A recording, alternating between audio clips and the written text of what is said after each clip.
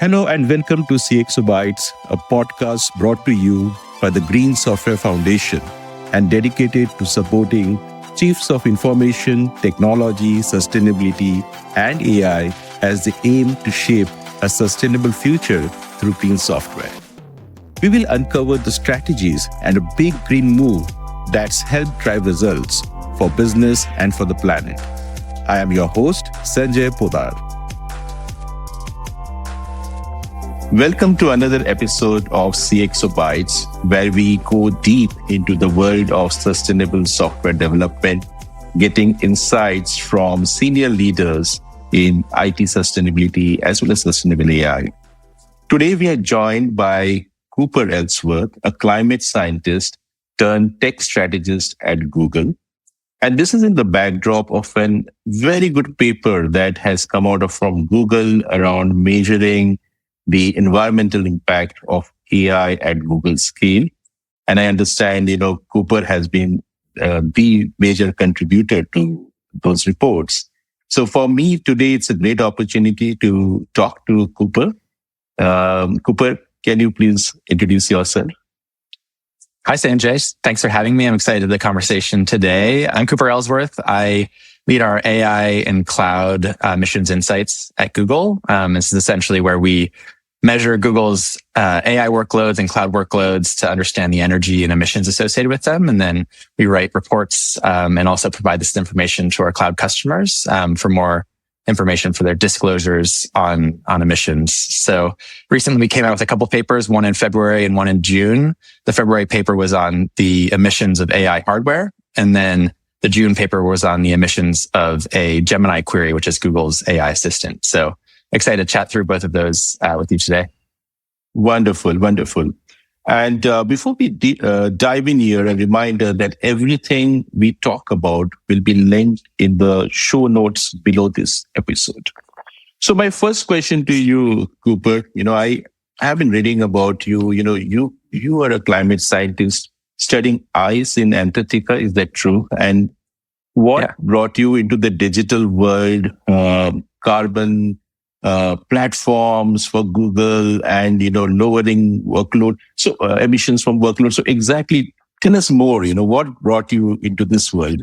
Yeah, of course. Yeah. It's been a quite nonlinear journey. As you mentioned, I started off in grad school studying the ice sheets and tipping points of the ice sheets for the Earth system. And so a lot of my motivation there in studying climate science was to bring better data to bear on these questions that we have around the climate and around what we should do around the climate. And so that transitioned pretty easily into the world of startups. I joined a couple different climate tech startups. I started with a startup that was using satellite imagery to find deforestation in consumer packaged goods supply chains and help reduce it, and also measure the forest carbon associated with that deforestation. So these companies could understand the climate impacts of their operations in those regions.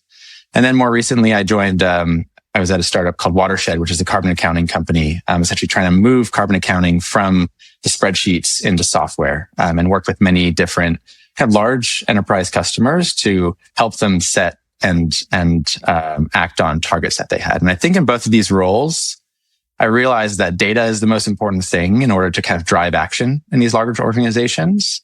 And I moved to Google about 2 years ago to kind of take data specifically for Google Scope 2 emissions, so the emissions associated with electricity, to understand what the impact of Google's workloads, computational workloads are on the electricity grid, and what the emissions associated with those workloads are. So Google's in a very unique place where we have all these data centers that are filled up with computers. And all those computers actually have a lot of telemetry on them in terms of recording power data. And so we can actually take that power data, understand what the emissions associated with that power consumption is on a very granular scale, which allows us to get really unique insights for how we should decarbonize those workloads. Anything from shifting workloads to where the sun is shining for solar power or the wind's blowing for wind power, to things like reducing workloads when there's more stress on the grid. So I feel like I'm in a very lucky position. I've worked with other companies that have more traditional supply chains where they wish they would have this type of telemetry on their operations. But we're in a very unique place and excited to kind of take that data and make it very transparent to the different consumers that use our products to make sure that they understand that we're thinking quite critically about the environmental impact of our products. Wonderful. And I think I saw that particular point mentioned in the report where you called out that your approach is more, instead of a model-based estimation, it is more empirical measurement. Because typically, people go for model-based because you don't have those telemetry data, in which case, you need to have some way to, some approximation, some proxies, some models. So you are uniquely positioned to get those data, the carbon intelligence that people need, businesses need. And that makes it very interesting. From the report, I think one of the things you have done is you have actually revisited your carbon numbers, your energy numbers, your water numbers, and you have taken a more comprehensive methodology, if I may use the word, to come up with slightly bigger numbers in terms of impact to show the true picture, right? Do you want to talk about a bit about what is this comprehensive methodology? And I saw some of these numbers, like, for example, the median Gemini text prompt use case is 0.1 watt hour of energy. And after you use the comprehensive methodology, it becomes 0.24 watt hour of energy. Similarly, for your carbon, it goes up from 0.02 grams to 0.03 grams. For water, from 0.12 milliliter of water to 0.26 milliliter of water for every median Gemini app inference, right? Mm-hmm. So what was the motivation of, therefore creating a more comprehensive methodology? What led to this paper, therefore? Yeah, it's a great question. And that is a lot of us trying to bring a lot of Google's expertise to bear on this topic. There's been a lot of work that's been done in the past that's been great, from AI Energy Score to ML Energy, some of these leaderboards that are trying to estimate the energy consumption of some of these inference models. And I think those are great. Those are trying to lead with transparency and trying to lead with comparability between models. We had a slightly different approach, which we don't say is maybe better, but it's different and it brings a different perspective. And that approach is having a more comprehensive measurement methodology that includes all of the different things that are included in running a data center and in serving these products at the scale of Google. We're serving millions to billions of users with these products. And there's actually some other subtleties that were not included in previous versions that we think are important, at least to consider. And so we included those in this comprehensive methodology. So basically in this comprehensive methodology, we're including not just the active chips. So those are the chips that are actively doing the computation, which is what is the main focus of a lot of other measurements. We include the active chips at the real utilization in our fleet, so measuring it in situ instead of just estimating what the utilization might be. We include idle chips. So in order to have the reliability and uptime that customers expect from Google products, we actually have to have a certain number of chips that are sitting there idle in the data center. And those chips are actually consuming a non-zero amount of energy. They're consuming energy just sitting there idle. And so it's important to include those because that gives us some of the reliability and latency that you would expect from a Google product. We also include the overhead of the data centers. So those are things like cooling and other things like networking in the data center that you need in order for it to run. And all of those things are incredibly important to have a comprehensive view. And I think we worked with many different folks internally. One of those was Dave Patterson, who's obviously made many, many metrics in computer architecture space. And one of the things that he told us from the beginning, which I think is incredibly insightful, is metrics drive action. And so you want to have metrics that are as comprehensive as possible to drive action through as much of the stack as possible. So you're not just incentivizing computer architects to make the active chips more efficient, but you're actually making them increase the utilization of the active chips, reduce the number of idle chips that are sitting there consuming energy, and reducing the actual overhead energy of the data center. So I think that was kind of one aspect we wanted to pull together with this paper, was have a comprehensive methodology that does drive that type of action. And the second was there's not really much of a consensus on how to measure the energy associated with AI model inference across the industry. And a worry we had was if you don't have a very comprehensive methodology, then it's easy for different people in the space to have narrower and narrower slices or interpretations of what they might expect to be disclosing on. So the AI Act is actually asking companies to disclose on the energy associated with training and inference of models. And we wanted to put something out there that said, hey, let's be as comprehensive as possible so that we can all compare reasonably against each other. And it's not kind of just a race to the bottom in terms of how narrowly we can like interpret the guidance from AI Act or other kind of regulatory bodies, so that, you know, consumers have a way to compare reasonably against two different models that they're using. Absolutely. And while Google does have an advantage, one is of the telemetry you mentioned, right? You get the right estimates. The other thing is you have super efficient data centers. So one of the thing, I think 1.09 is the PUE, if I read somewhere. So one of the things I sometimes wonder is, if I look at the numbers you have reported for the inference, they look good. Though if you multiply with the volume of inferencing, one has to figure out, the impact. But when you say that every prompt is equivalent to 9 seconds of watching a television or 5 drops of water, that does not sound very big. But it can snowball the moment you multiply with how AI is becoming a part and parcel of our lives. Right? Everything we do nowadays, we go to the large language models to consult it.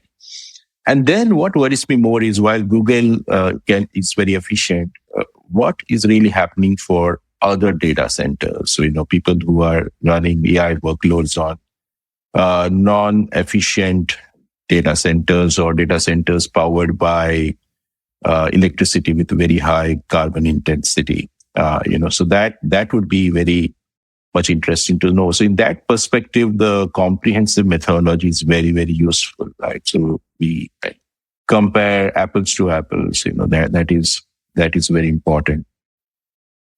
The other thing that struck me, Cooper, was some numbers like, in the last 12 months, you mentioned that energy and total carbon footprint of the median Gemini apps text prompt dropped by 33 times and 44 times respectively. Right. That's a significant improvement. Now, you have also spoken about, attributed it to Google's full stack approach to AI. Mm-hmm. So can you throw some more light on, what is this full stack approach? So you spoke about comprehensive methodology. Now for reduction, you're talking about the full stack approach. So what are the elements of this full stack approach? And again, this can be very useful for various players to see, are they doing the right things, right? They're taking the full value of the stack and not very narrow. Yeah. So I would love to hear a little bit more on your approach, the full stack AI approach. Yeah. So if you look at that number, the carbon emissions per median Gemini apps prompt, it's basically 0.03 grams of CO2 per prompt. And you can actually decompose that across different elements of the stack that Google runs. That includes the hardware that we develop, the tensor processing units that Google builds, the software that we're running on those TPUs, the overhead of the data centers, the PUE that you mentioned, that has been decreasing over the last couple of decades through Google, much, much more efficient data centers.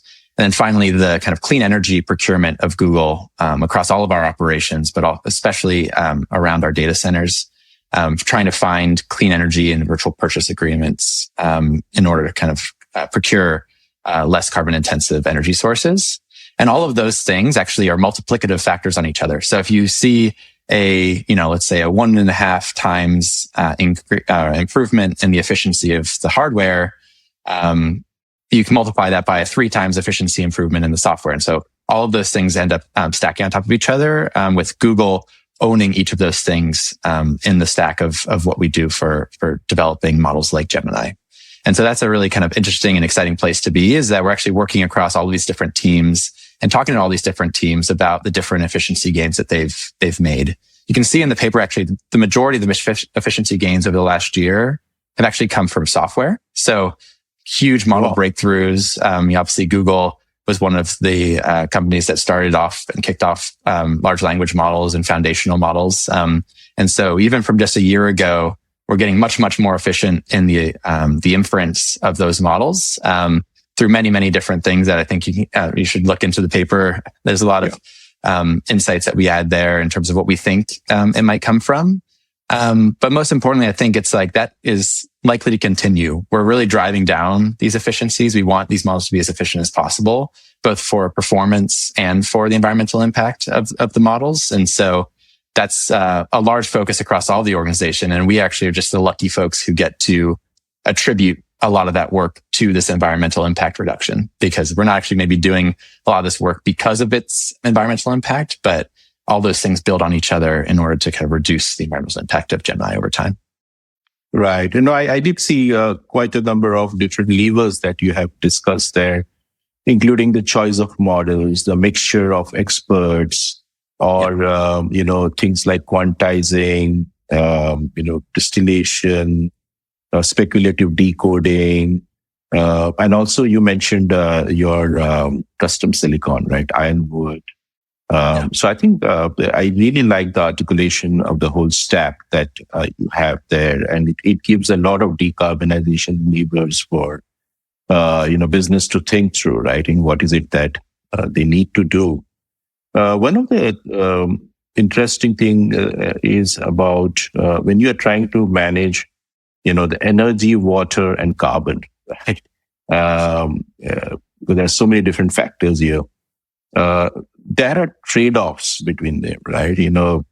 So how did for coming up with the optimal numbers for energy, carbon, water, what kind of trade-offs do you typically think about? Because I guess a lot will depend on where you are running the workload, and stuff like that, right? And any thoughts around the trade-offs?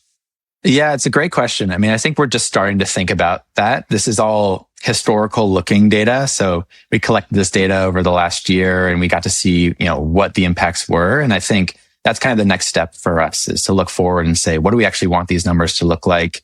How can we weigh them against each other?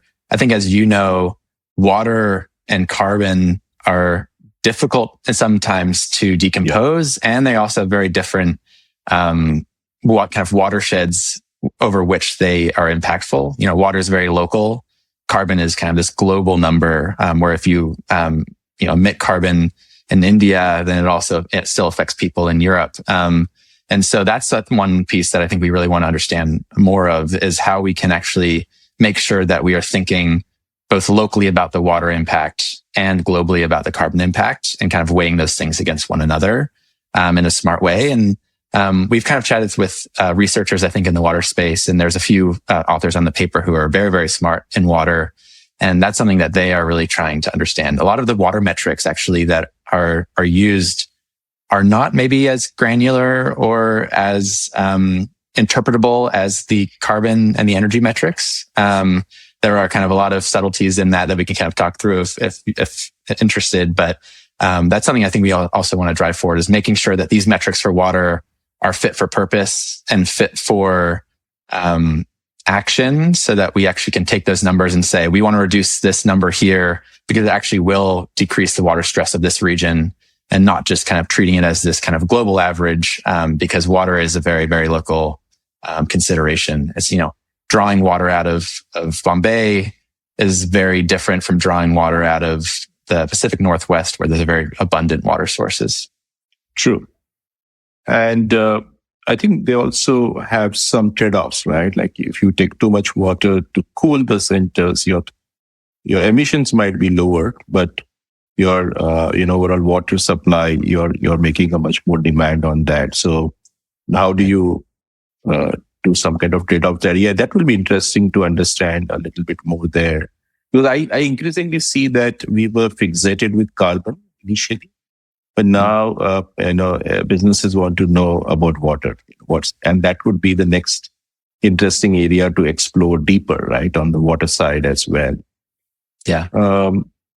Now, one of the things I often find when I talk to clients is they get frustrated with the granularity of the data and the frequency of the data from various hyperscalers, because there's again no consistency, right? Different hyperscalers report at different frequency, at different granularity.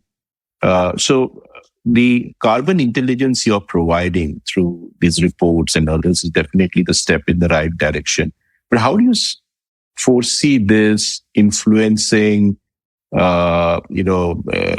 business leaders to factor in this kind of data to take business decisions, which will help them to be more competitive, right? So, what was, in short, the motivation for giving this data to the outside world, saying, these are the numbers. Now, what can they do with these numbers? Yeah. I think the paper itself, the paper that's focused on a Gemini prompt, is more focused at consumers who are using the model itself, trying to help them get a better understanding of the impact of their use of the models, hopefully trying to reduce misinformation that's out there on what the actual impact of those models is so that they can feel potentially better that they are not going to have a huge amount of impact by just asking Gemini a question or two.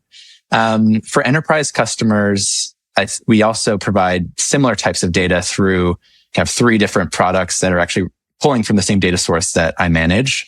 We have a cloud carbon footprint tool, a workspace carbon footprint tool, and a carbon footprint for ads tool, where we actually take data from workloads that are being run on Google's data centers and attribute it to the different customers that use that data. So that's actually much more actionable data than these enterprise customers would have otherwise about the emissions associated with their work with Google. Otherwise, they might just be using a spend-based estimate of multiplying the spend with Google times some average emissions factor.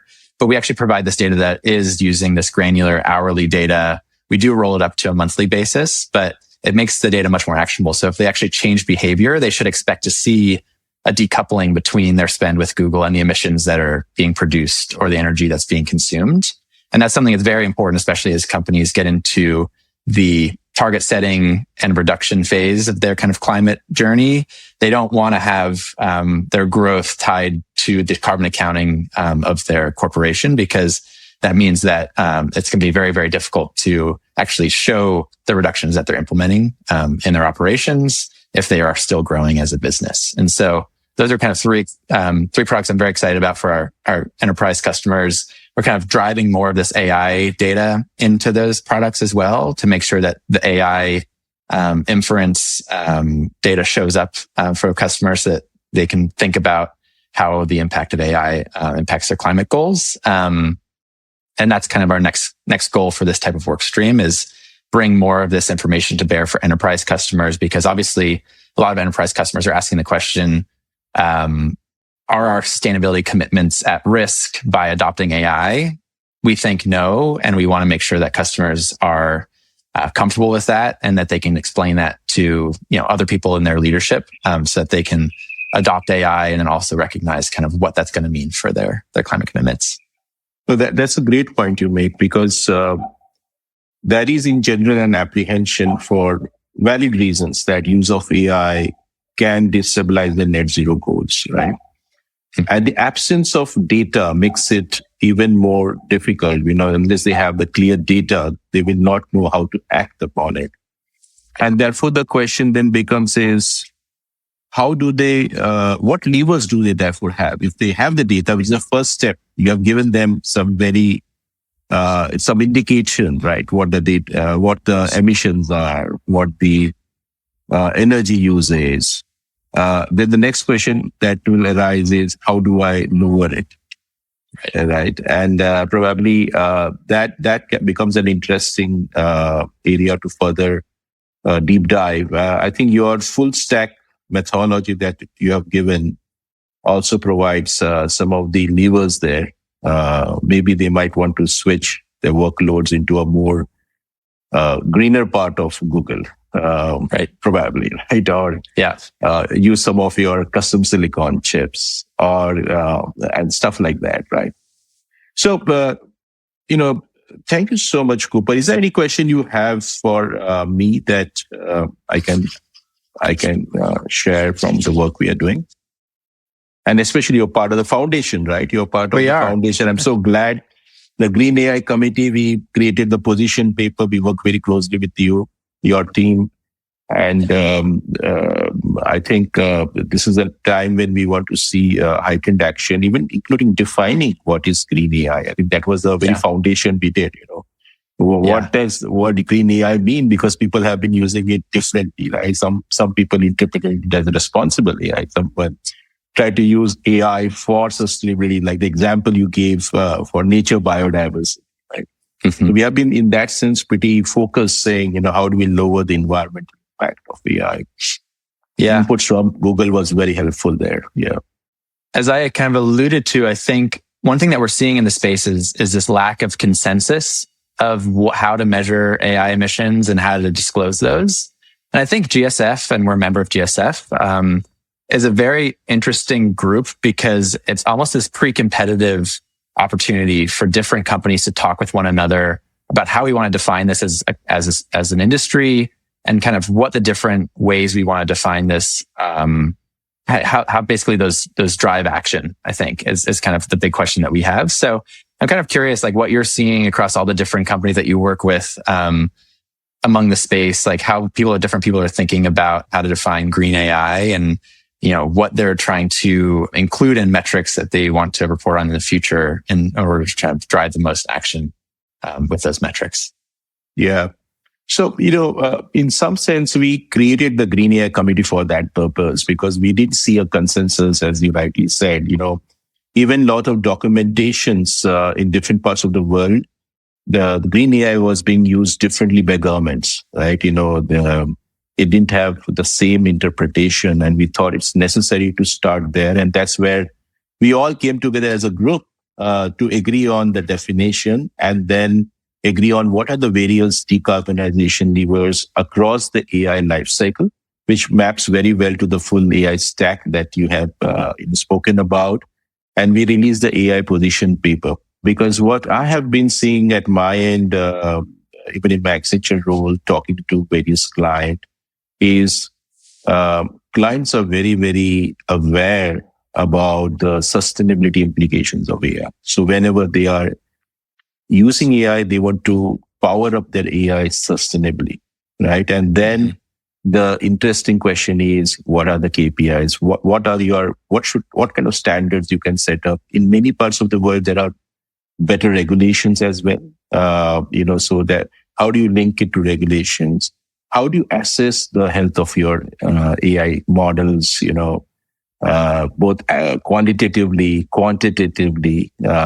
In some sense, the paper you have written is helps in the quantitative assessment. And how do you lower it then? And how do you monitor it end to end for compliance, for reporting? So that's something I increasingly see businesses want to have more of, right, as they go into the AI journey. And I've seen this across industry. It is financial services, it is travel, it is CMT. So across industry, people are interested. I'm also seeing a lot of interesting startups coming up in this space. They are embracing some of the work that is coming out of the foundation, like the software carbon intensity, which became an ISO standard last year. And as you're aware, now we are trying to extend that for AI. So SCI for AI, hopefully that will be out soon. So a lot of interesting work happening thanks to the collective intelligence and action of all the members of the GSF, including ourselves and others. Yeah. So that's what I'm seeing in the marketplace, Cooper. And I think I see that you released a paper recently too, right? The Green AI position paper. Yeah, the GSF did release that. And the whole idea was to summarize this and share it with the larger community, right? So that we all have the same language. When we say green AI, we know exactly what we are talking about. We have the language of what are the opportunities to decarbonize AI. So that was the whole intent of the position paper. Absolutely. Mm-hmm. And focused on carbon, energy, or water? At this point, our focus was more on carbon, though the mandate is that we have is environmental impact, which means that we are going to further work on water, and we sometimes don't think about the and you are closer to that area, the impact to nature and biodiversity, because every time a data center comes up, you are putting some pressure, and data centers are not small, right? clearing a large patch of land. That is you're taking a lot of water from there, and there's a impact to nature biodiversity overall as well. So we will peel the onion step by step. We started with carbon, so we'll come up with the SCI for AI. But I'm sure the next step should be a lot of focus on water, because that's what people are seeing, getting very much interested in. Yeah, it's a very exciting space. It's moving quickly. I think we see our paper as a suggestion for a way that we think about this. I think it's not the end all be all for how to measure these emissions. So I'm very excited, interested to see kind of how GSF, how others, read this paper, what they can take from it, how we can kind of provide this view of what this actually looks like in order to serve AI at the scale of Google. We probably have some unique perspectives on that. And so I think hopefully over the next, year or two, we should see more and more work that builds on this to hopefully define something a little bit more comprehensively that we can all start to kind of report on, so that consumers and enterprises can understand more what the impact of these models are. Absolutely. So, Cooper, with that, it's a great note to close on. And thank you once again for coming to CXO Bytes, and for all the contribution to the GSF as well. We appreciate the support we get from Google. And before we go, any advice for technologists who are listening to this podcast? Where do they go to find out more about the work you are doing, your team is doing? What's the best way to be in touch, in this space? Yeah, most of the launches that we have are put onto Google blogs. So either the Google Cloud blog or Google Keyword blog. And folks can obviously add me on LinkedIn, and I'll be posting on there as well to make sure people are up to date on the latest. And so, hopefully people can follow along, and we'll continue to have landings to add more transparency and add more rigor to metrics like these in the future. And thanks for having me on the podcast, Sanjay. Yeah, well, we have come to the end of our podcast episode, and all that's left for me is to say thank you so much, Cooper. This was really great. Thanks for your contribution, and we really appreciate you coming to CXO Bytes podcast. I loved it. Thanks for having me. Thank you. Hey everyone, thanks for listening. Just a reminder to follow CXO Bytes on Spotify, Apple, YouTube, or wherever you get your podcast. And please do leave a rating and review if you like what we're doing. It helps other people discover the show, and of course, we want more listeners. To find out more about the Green Software Foundation, please visit greensoftware.foundation. Thanks again, and see you in the next episode.